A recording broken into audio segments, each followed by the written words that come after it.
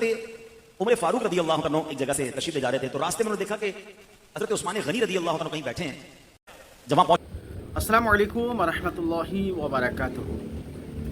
دوستو، حضرت عمر رضی اللہ تعالیٰ عنہ کا ایک راستے سے گزر ہوا اور اسی راستے پر حضرت عثمان رضی اللہ تعالیٰ عنہ بیٹھے ہوئے تھے. تو حضرت عمر نے سلام عرض کیا تو حضرت عثمان رضی اللہ تعالیٰ عنہ نے سلام کا جواب نہیں دیا، اور یہ سارے کچھ معاملہ حضرت سیدنا صدیق اکبر رضی اللہ تعالیٰ عنہ دیکھ رہے تھے. سو دوستو، سنیں گے پورا واقعہ کہ اس سے آگے پھر کیا معاملہ ہوا مولانا عبدالحبیب عطاری صاحب سے. پہلے میں آپ کو ایک واقعہ سناتا ہوں. حضرت ابو بکر صدیق رضی اللہ عنہ کا دور تھا اور حضرت عمر فاروق رضی اللہ عنہ ایک جگہ سے تشریف لے جا رہے تھے تو راستے میں انہوں نے دیکھا کہ حضرت عثمان غنی رضی اللہ عنہ کہیں بیٹھے ہیں. جب وہاں پہنچے تو دونوں نے مل کے سلام کیا. حضرت عثمان غنی رضی اللہ عنہ دونوں کو جواب دیا. حضرت ابو بکر صدیق نے کہا کہ تھوڑی دیر پہلے عمر فاروق یہاں سے گزرے، آپ کو سلام کہا، آپ نے جواب نہیں دیا. حضرت عثمان غنی رضی اللہ عنہ کیا کہتے ہیں کہ کہتے ہیں حضور میں اپنے بھائی کا سلام کا جواب نہ دوں، ایسا تو ہو ہی نہیں سکتا، میں نے کیسے ایسا ہو سکتا جواب نہیں دیا. تو حضرت عمر نے کہا کہ میں نے آپ کے سامنے سے میں گزرا، میں نے آپ کو سلام کیا اور آپ نے جواب نہیں دیا. تو کہتے ہیں واللہ مجھے اس کی خبر ہی نہیں کہ آپ میرے سامنے سے کب گزرے، میری تو توجہ ہی کہیں اور تھی. تو سبحان اللہ، حضرت ابو بکر صدیق کہتے ہیں یہ تو بتاؤ کس سوچ میں تھے. اگر واقعی کسی ایسی گہری سوچ میں تھے کہ عمر فاروق کا گزرنا بھی تمہیں نہ سمجھ آیا، ہمیں تو بتائیے آپ کیا سوچ رہے تھے. اللہ اکبر. ہمارے یہاں کوئی کسی سوچ میں گم بھی ہوتا ہے نا تو سوچ ہوتی ہے کہ کاروبار کا کیا ہوگا، تو نوکری کا کیا ہوگا، دنیا کی پرابلمز، یا بعض اوقات بدقسمتی سے کوئی کسی غلط کام، گناہوں والے کام کی توجہ میں گم ہو جاتا ہے. مگر جب کوئی عاشق رسول ہوتا ہے اس کی یادوں میں بھی نبی پاک علیہ الصلوۃ والسلام ہی بستے ہیں. اس کی یادیں بھی ہوتی ہیں تو آخرت کی ہوتی ہیں، اس کی یادیں بھی ہوتی ہیں تو جناب کسی نیکی کے کام کے کرنے کی عادت ہوتی ہے. ویسے کبھی سوچے اس بات پر کہ مجھے اور آپ کو کبھی ایسا خیال آیا اور اس خیال میں ہم اتنے گم ہو گئے ہوں کہ میرا مرنے کے بعد کیا ہوگا، میری آخرت کیسی ہوگی، میرا جنت میں داخلہ کیسے ہوگا، یا کبھی جناب اس خیال سے مجھے اور آپ کو نیند نہ آئی ہو. ایسے تو بہت سارے لوگ ملتے ہیں کہ جناب دنیا کی ٹینشن کی وجہ سے، دنیا کے کسی پرابلم کی وجہ سے میں رات کو سو نہیں پایا، میری آنکھ کھل گئی. مگر ایسا کبھی ہوا کہ ایک رات نیند اس لیے نہ آئی ہو کہ یاد رسول نے تڑپا دیا ہو، سے بھی آنسو بہ جاتے ہیں. کبھی ہم بھی مدینے کی یاد میں تڑپ جاتے ہیں. یقیناً یہ بڑی اچھی بات ہے. مگر سچ بتاؤں اصل مزہ کیا ہے کہ میں ہوں اکیلا اور میرا کمرہ ہو، مجھے کوئی دیکھ نہ رہا ہو اور میری آنکھوں سے آنسو مدینے کی یاد میں بہ رہے ہوں، میری آنکھوں سے آنسو نبی پاک کی یاد میں بہ رہے ہوں. میں وہ رات تڑپ کر گزاروں کہ یا رسول اللہ میں بھی آپ کا امتی ہوں، مجھے بھی آپ کا دیدار نصیب ہو جائے. کبھی کوئی رات ایسی گزرے کہ اپنے گناہ یاد آئیں اور میں جا نماز بچھاؤں اور سجدے میں جا کر اپنے رب کی بارگاہ میں آنسو بہاؤں.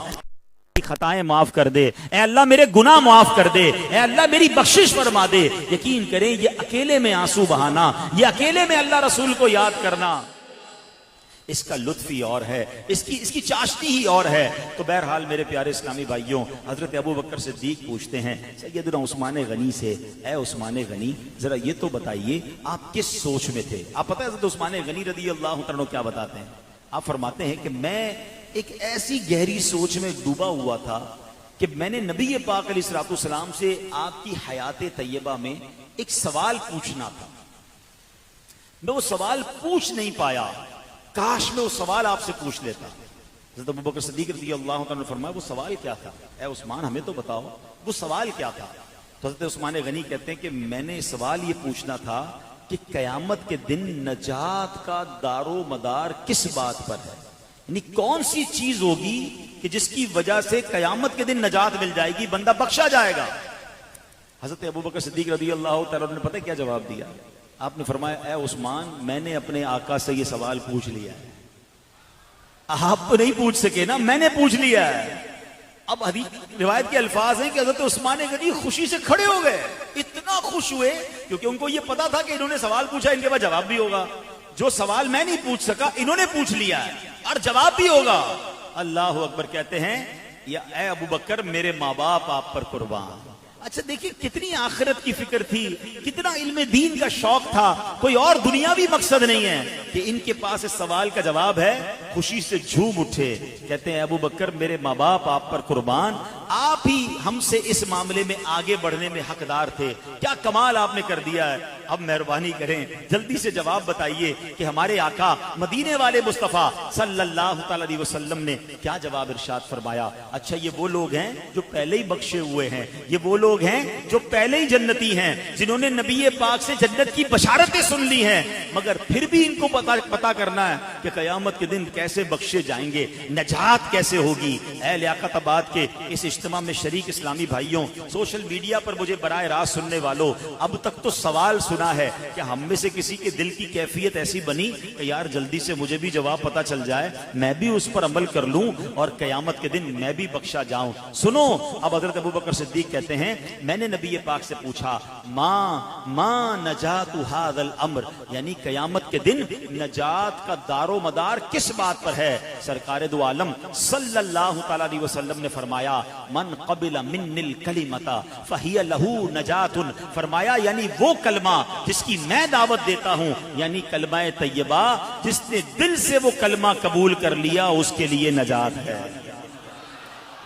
आए हाय हाय सुभान अल्लाह। हजरत उस्मान गनी को तो जवाब मिल गया, इनके सदके हम गुलामों को भी जवाब मिल गया, हम गुनाहगारों को भी जवाब मिल गया। तो है मेरे प्यारे इस्लामी भाइयों, अब इस वाक़े से दो तीन बातें बड़ी अहम सीखने को मिल रही हैं।